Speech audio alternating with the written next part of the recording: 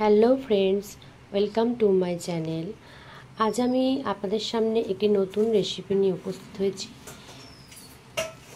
রেসিপিটি শুরু করার আগে প্রথমেই বলে দিই, দেখুন খুব সুন্দর সুন্দর কুমড়ো পাতার বড়া, কত সুন্দর পাতাগুলো দেখুন। এগুলো আমাদের জমি থেকে তোলা, আমাদের নিজেদের বাগানে জমি থেকে তোলা কুমড়ো শাক। সেই কুমড়ো শাকের পাতা দিয়ে একটি রেসিপি আমি বানাবো। দেখুন পাতাগুলো খুবই সুন্দর, খুবই ভালো লাগছে দেখতে।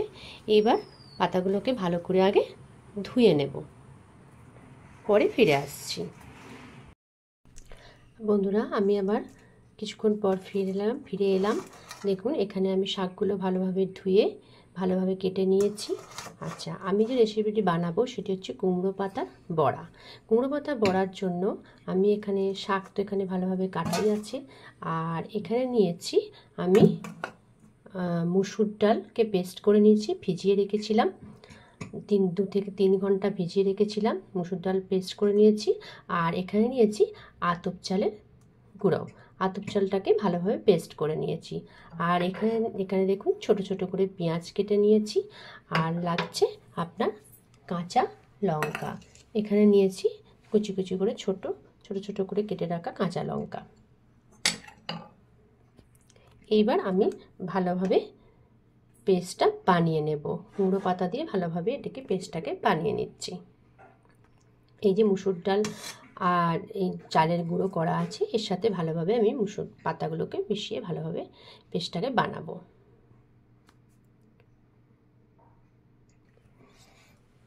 এবার চালের গুঁড়ো আর মুসুর ডালের সাথে মিশিয়ে নিচ্ছি লঙ্কা গুঁড়ো, স্বাদ মতো যে যেরকম ঝাল খেতে পছন্দ করেন আপনারা সেরকম ঝাল দেবেন। আমি এখানে অল্প গুঁড়ো লঙ্কা অ্যাড করেছি, আর দিচ্ছি কালো জিরা, আর দেব অল্প খুবই সামান্য পরিমাণ মৌরিটা আপনারা চাইলে স্কিপ করে যেতে পারেন, কিন্তু মৌরিটা দিলে খুব ভালো টেস্টি হয়। আর দিচ্ছি স্বাদ মতো লবণ।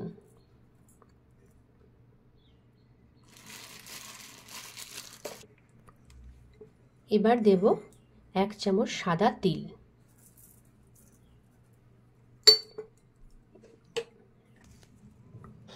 এইবার সাদা তিল দিয়ে দিয়েছিলাম, এবার আমি পেঁয়াজগুলো দিয়ে দিচ্ছি। এবার যে কেটে রাখা শাকগুলো দিয়ে দেব।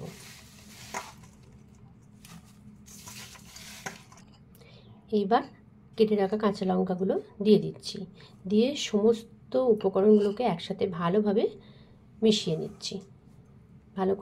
ভালোভাবে মিশিয়ে নিচ্ছি, সমস্ত উপকরণগুলোকে ভালোভাবে একসাথে মিশিয়ে নিচ্ছি। খুব ভালোভাবে ভালোভাবে সমস্ত উপকরণগুলোকে একসাথে ভালোভাবে মেখে নিতে হবে।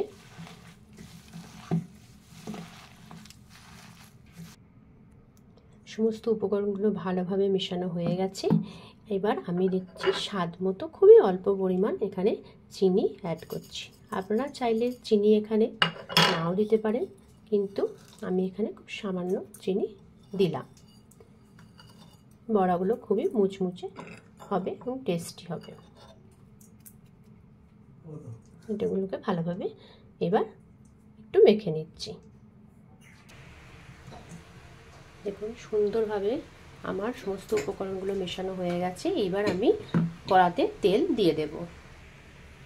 আমি এখানে সাদা তেল দিয়ে দিচ্ছি। তেলটা কিছুক্ষণ গরম হতে দিচ্ছি। তেল আমার ভালোভাবে গরম হয়ে গেছে।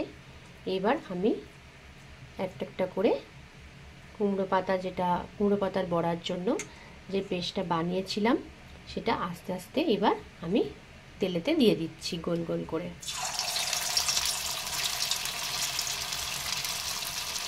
দেখুন এরকম গোল গোল করে একটা করে দিয়ে দিচ্ছি। এইভাবে বড়াগুলো ভেজে নেব, খুবই মুচমুচে এবং টেস্টি হবে। এইভাবে একটা করে আমি তেলেতে দিয়ে দিচ্ছি।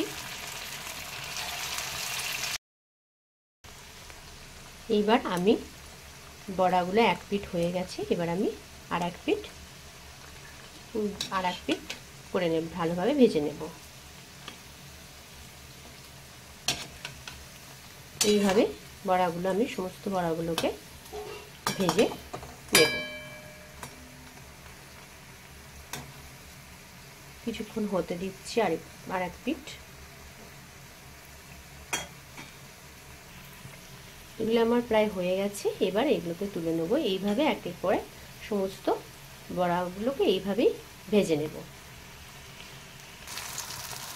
একইভাবে আমি বড়াগুলো এইভাবে ভেজে নিচ্ছি।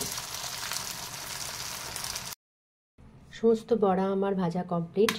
এই কুমড়ো পাতা দিয়ে এই বড়া রেসিপিটি যদি আপনাদের খুব ভালো লেগে থাকে তাহলে ফ্রেন্ডস অবশ্যই আমার হোমকুক চ্যানেলটিকে লাইক, শেয়ার, সাবস্ক্রাইব করবেন, পাশে থাকা বেল আইকনটি প্রেস করবেন।